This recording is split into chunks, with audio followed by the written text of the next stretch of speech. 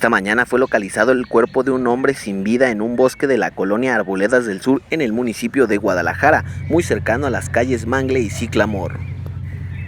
Elementos de la policía municipal recibieron el reporte y acudieron al lugar localizando a la persona sin vida. En el lugar ya se encuentra personal del Instituto Jalisciense de Ciencias Forenses realizando las investigaciones y serán los encargados de trasladar el cuerpo del ahora occiso a la morgue metropolitana.